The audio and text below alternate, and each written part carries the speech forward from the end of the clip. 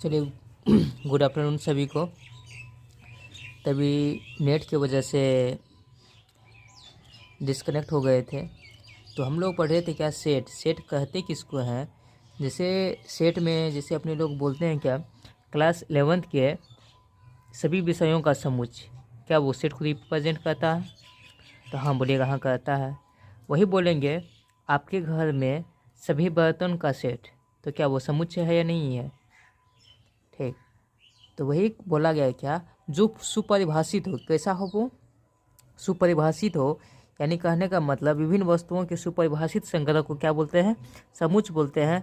चाहे वस्तु हो या क्या, संख्या। चाहे वस्तु हो या क्या, संख्या। इसके बाद मतलब भिन्न भिन्न टाइप का एग्जाम्पल लिए थे। पहला एग्जाम्पल लिए थे क्या, the collection of all student in your class. आपके वर्ग के सभी विद्यार्थियों का समूह, क्या ये सेट को रिप्रेजेंट करता है? तो बोलिएगा हाँ।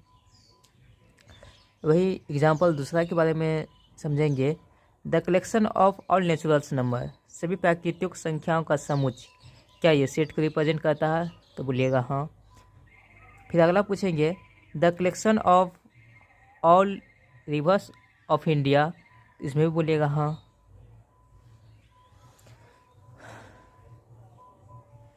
चलिए आगे पढ़ेंगे क्या, कौन सा ऐसा है कि जो सेट नहीं है। चलिए ये तो हम जान लिए थे कि सेट कौन सा है कौन सा नहीं। अब नहीं वाला जानेंगे। ठीक, तो कहता है क्या, the collection of all beautiful girls of क्या, India. The collection of all beautiful girls of क्या, इंडिया। यानी कि भारत के सभी लड़कियों का समूह doesn't represent a set. Doesn't represent a set, समुच्चय को प्रदर्शित नहीं करता है। बिकॉज, क्योंकि the term of beautiful can not be well defined. क्योंकि सुंदरता शब्द को हम अच्छी तरीके से परिभाषित नहीं कर सकते हैं। सिमिलरली, इसी प्रकार से the collection of honest people, ईमानदार आदमियों का समूह। The collection of poor man, गरीब आदमियों का समूह। The collection of rich person, अमीर व्यक्तियों का समूह। The collection of young man, युवा आदमी का समूह। उसके बाद है क्या, the collection of old people doesn't represent a set. बूढ़ा व्यक्ति का समूह समुच्चय को प्रदर्शित नहीं कर सकता। ऐसा क्यों? देखिए सुंदरता शब्द, देखिए आप ये दिमाग में सेट कर लीजिए, सुंदरता क्या आपका एडजेक्टिव है कि नहीं है? एडजेक्टिव करने का मतलब विशेषण। विशेषण का डिफिनेशन अपने लोग पहले ही जानते हैं, पहले से भी जानते हैं क्या कि विशेषण कहते हैं किसको, जो संज्ञा और स्वनाम की विशेषता बतलाए उसे क्या बोलते हैं, विशेषण। इंग्लिश में यही डिफिनेशन होता है, and adjective is a word qualifies a noun और ए प्रोनाउन। ठीक, विशेषण उसे कहते हैं जो संज्ञा और स्वनाम की क्या बताता है, विशेषता को बतलाता है। तो जब भी मान के चलिए एडजेक्टिव हो तो वो सेट को रिप्रेजेंट कभी नहीं करेगा। और देखिए भारत के सभी लड़कियों का समूह समुच्चय को प्रदर्शित नहीं करता। मान के चलिए भारत में जो सुंदर लड़की है, मान के चलिए पहला को देखिएगा थोड़ा सुंदर है, इससे ऊपर जाइएगा ज़्यादा सुंदर मिलेगा, उससे ऊपर जाइएगा सब जगह सुंदरता का क्या है, अलग अलग तरीके से है। तो वो अच्छी तरीके से परिभाषित नहीं है। ईमानदार आदमियों का समूह, जैसे ईमानदार आदमियों का समूह है, ईमानदार आदमियों का समूह, मान के चलिए ईमानदार जो आदमी होगा, कोई कम ईमानदार है, कोई ज़्यादा ईमानदार है। गरीब आदमियों का समूह, कहीं जाइएगा तो कहीं कम गरीब मिलेगा, कहीं ज़्यादा गरीब मिलेगा, कोई मिडिल क्लास मिलेगा। अमीर आदमी का समूह, क्या भारत में भारत में नहीं कहते हैं। अमीर आदमी का जो समूह है क्या वेल डिफाइन है? नहीं है, तो ये सेट को रिप्रेजेंट नहीं करता। युवा आदमी का जो समूह है, क्या ये सेट को रिप्रेजेंट करता है? आप ही सोचिए ज़रा सा, क्या सेट को रिप्रेजेंट करता है? नहीं। बूढ़ा व्यक्ति का समूह, मान के चलिए अभी के ज़माने में कोई 50 पे बूढ़ा होता है, कोई 60 पे बूढ़ा होता है, कोई 52 पे बूढ़ा होता है, कोई 63 पे बूढ़ा होता है कि नहीं है? तो क्या ये सेट को रिप्रेजेंट करता है अच्छे तरीके से? क्या बूढ़ा व्यक्तियों का जो समूह है क्या सेट को रिप्रेजेंट करता है? आप इस जगह सोच के बताइए। नहीं कहता है तो वो जो वेल डिफाइन नहीं होगा वो सेट नहीं है। सीधी सी बात है, जो वेल डिफाइन नहीं होगा वो सेट नहीं होगा, जो वेल डिफाइन होगा, सुपरिभाषित होगा, ठीक, वही आपका सेट है। यहाँ तक समझने में किन्हीं को कोई परेशानी? आगे बढ़ें। आगे हम क्या समझेंगे? Sets are generally denoted by capital letter of क्या? English alphabet. सेट को जो है, सेट को यानी सेट कहने का मतलब समुच्चय को सामान्यतः अंग्रेजी वर्णमाला के बड़े अक्षर से एंड मतलब तथा their element are generally denoted by small letter of English alphabet, तथा उनके सदस्य या अवयव को अंग्रेजी वर्णमाला के छोटे अक्षर से निरूपित करते हैं। जैसे ABCDEZ तक जो होगा, यह किसको दिखाएगा? सेट को, रिप्रेजेंटेड एज क्या? सेट। और तथा ABCDEF ये क्या है? स्मॉल लेटर है, अंग्रेजी वर्णमाला के स्मॉल लेटर है, तो ये किसको दिखाएगा? एलिमेंट को। एलिमेंट कहने का मतलब या तो अवयव को या तो सदस्य को प्रदर्शित करता है। जैसे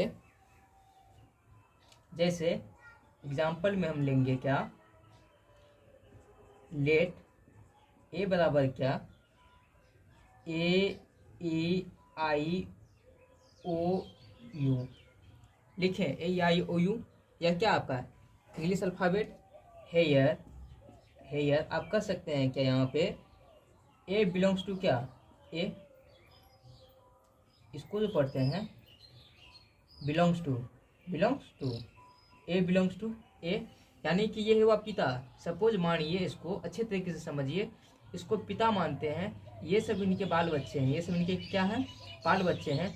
क्या ये सब ये जो बेटा है इनका, क्या बाप का है कि नहीं है? फिर वही चीज़ लिखेंगे यहाँ पे। अगर इसको अच्छे से लिखें क्या, इसको ऐसा कर सकते हैं क्या?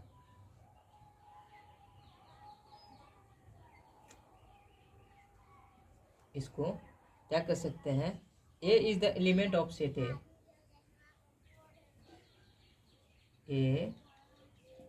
इज द एलिमेंट ऑफ क्या? Set A is the element of क्या? Set A is the element of क्या? Set A. या तो एक तरीके से और क्या कर सकते हैं क्या? और क्या? A belongs to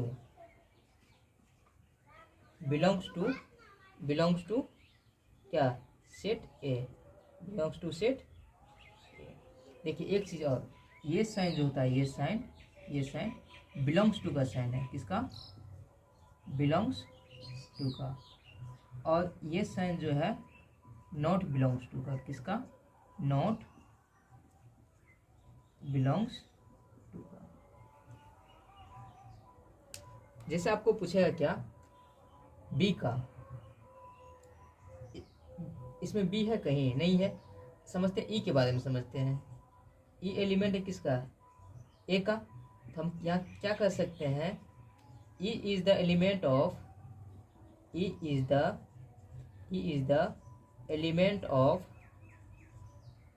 element of यहाँ सेट एन होगा। एलिमेंट ऑफ क्या? Set A. या तो कर सकते हैं क्या? दूसरे शब्दों में ई बिलोंग्स टू सेट ए। आई के बारे में जानना हो तो आई के बारे में पहला बात हुआ, ये दूसरा बात हुआ। तीसरा पॉइंट हम जानेंगे क्या? आई के बारे में। किसके बारे में? आई बिलोंग्स टू क्या? ए।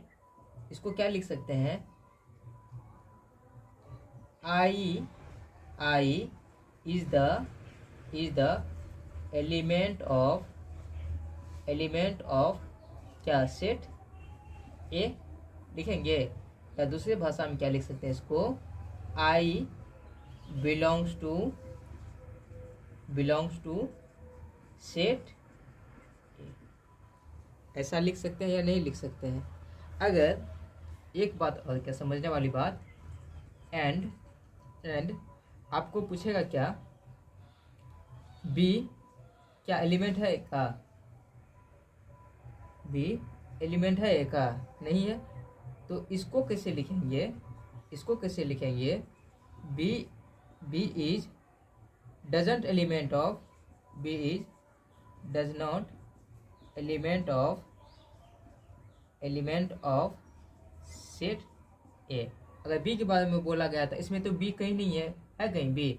तो अपने मन से एक उदाहरण हम पेश किए हैं क्या? B is the not B is doesn't element of क्या? Set A. क्या है? ए का सदस्य है कहीं? बी नहीं है। इसको दूसरे शब्दों में क्या कहेंगे? दूसरे शब्दों में ये किसका साइन है? दूसरे शब्दों में ये तो कर ही दिए है ना। दूसरे शब्दों में क्या लिखेंगे हम?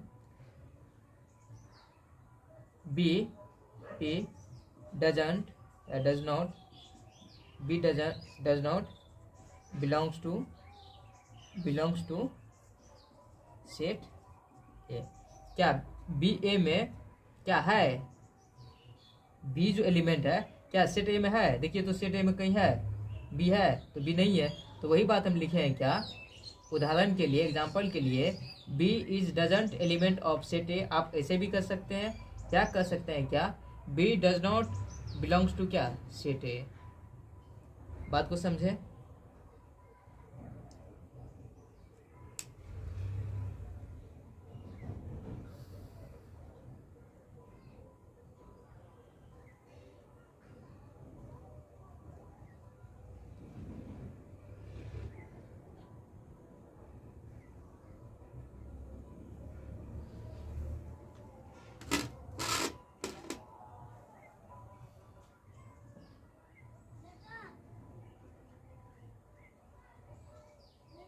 ये वाला जो हम लिखे अपने मन से लिखे हैं क्या?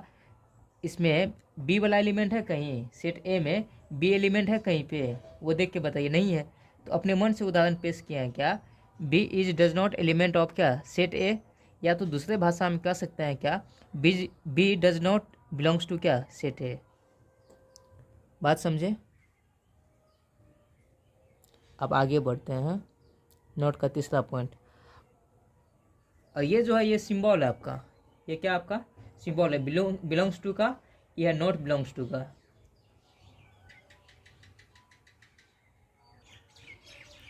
बोलता है क्या? किसी भी समूह में कोई भी सदस्य को एक से अधिक बार आप नहीं लिख सकते हैं। ये आपका राइट नहीं है। कहने का मीन्स मेरा क्या? Any element can not be written more than one times in a set.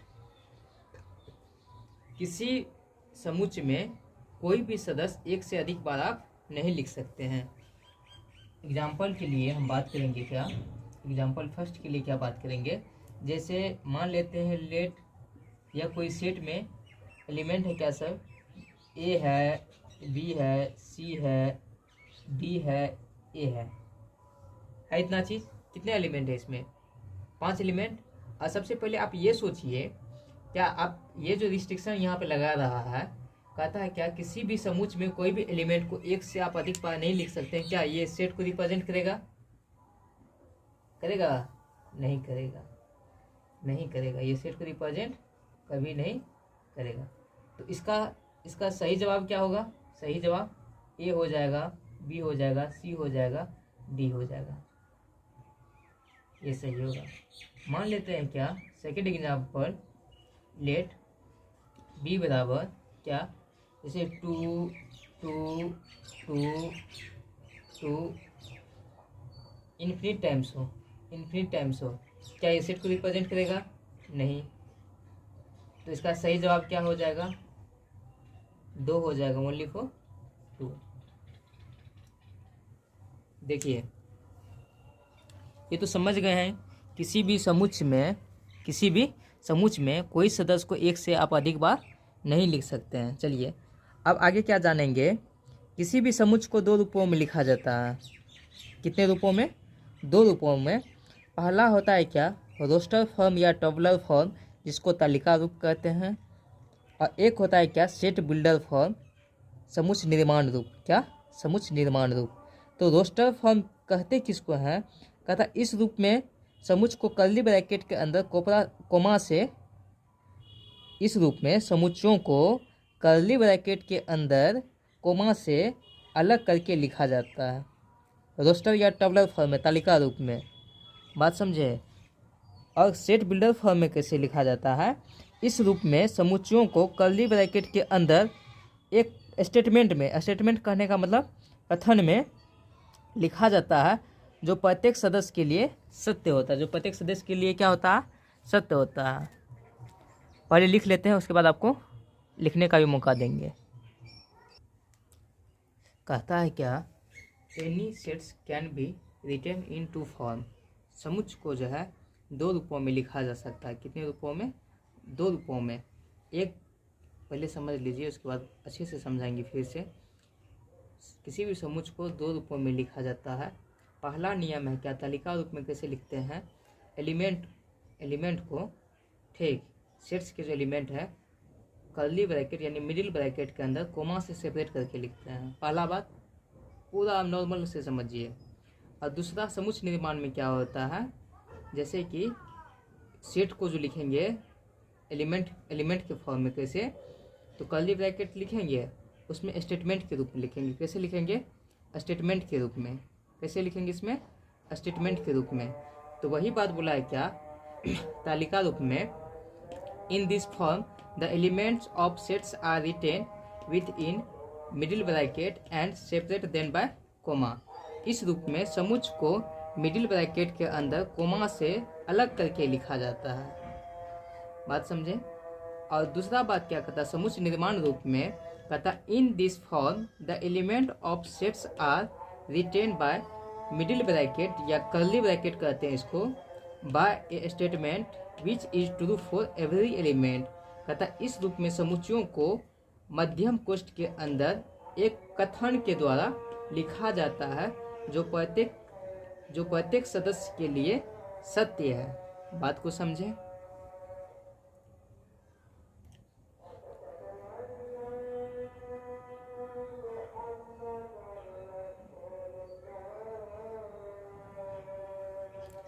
जैसे एक आपको बताते हैं क्या,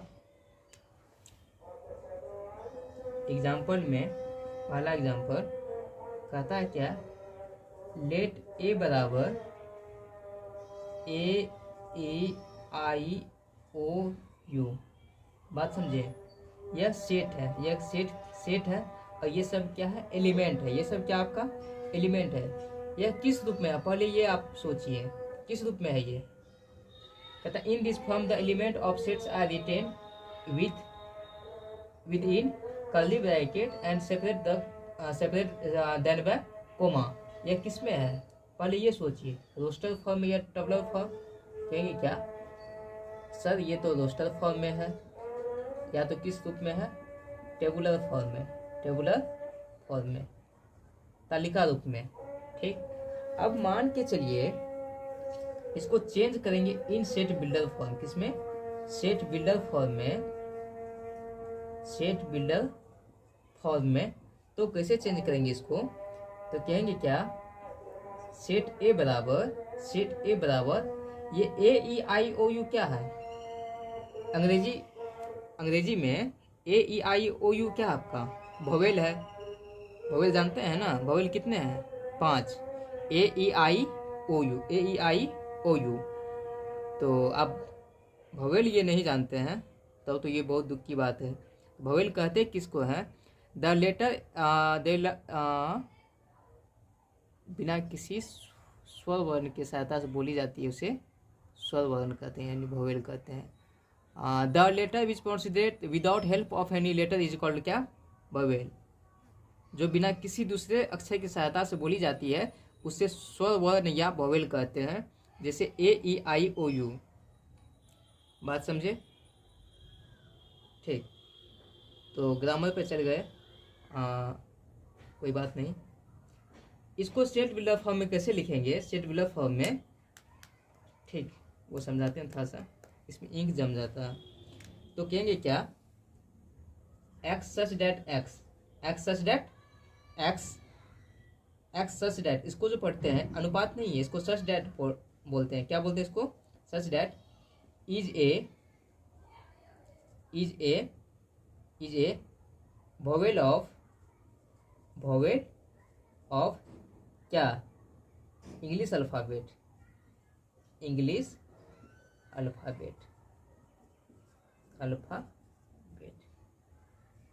बात समझिए। ये जो फॉर्म है इसी फॉर्म को क्या बोलते हैं, सेट बिल्डर फॉर्म।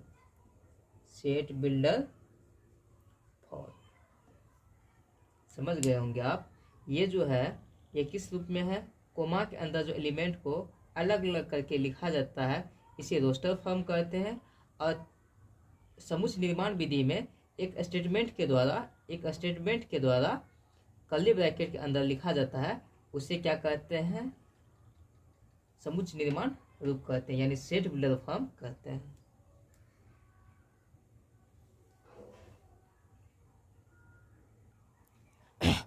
चलते हैं एक दूसरा एग्जाम्पल पे। क्या अब फास्ट में लिखने का प्रयास कीजिए। कहता है क्या, लेट बी बराबर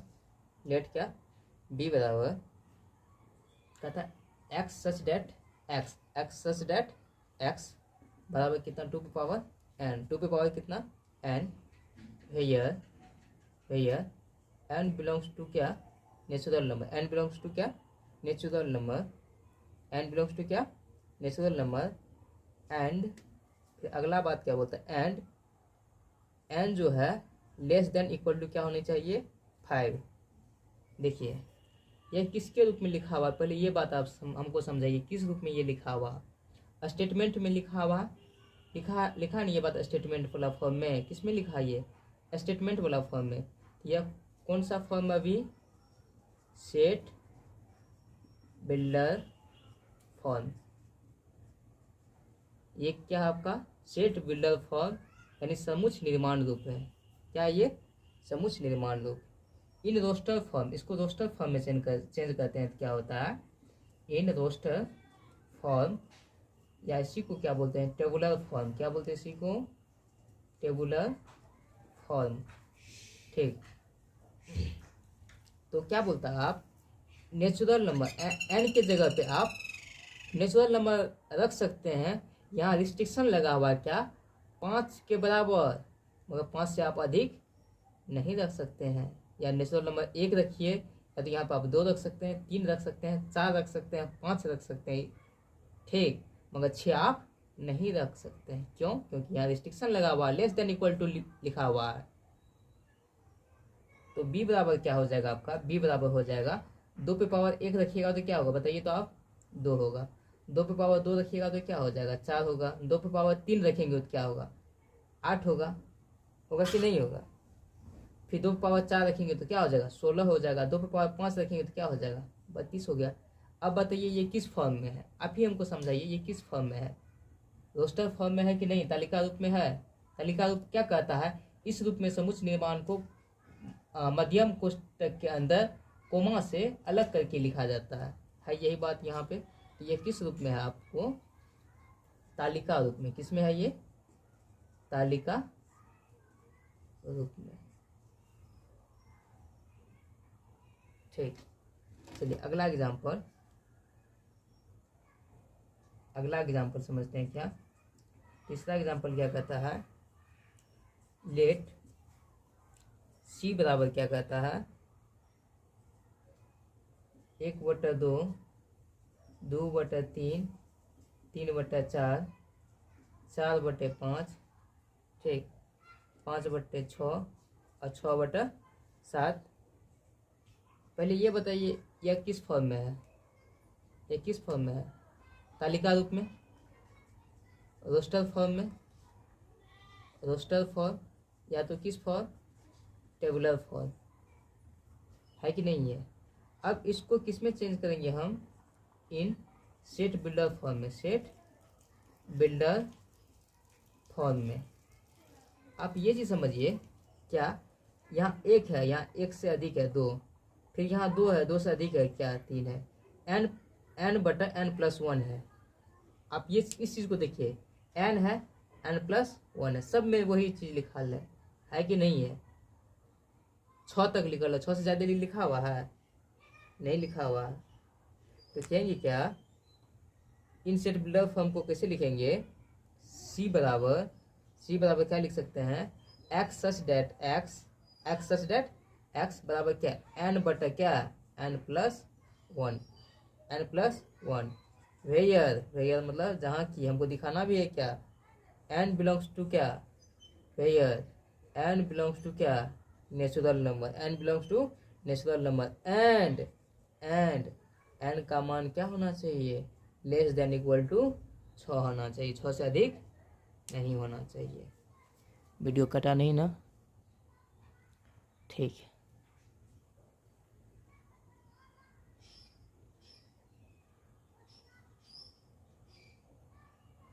उम्मीद है कि आप सब कुछ समझ गए होंगे इस चैप्टर में।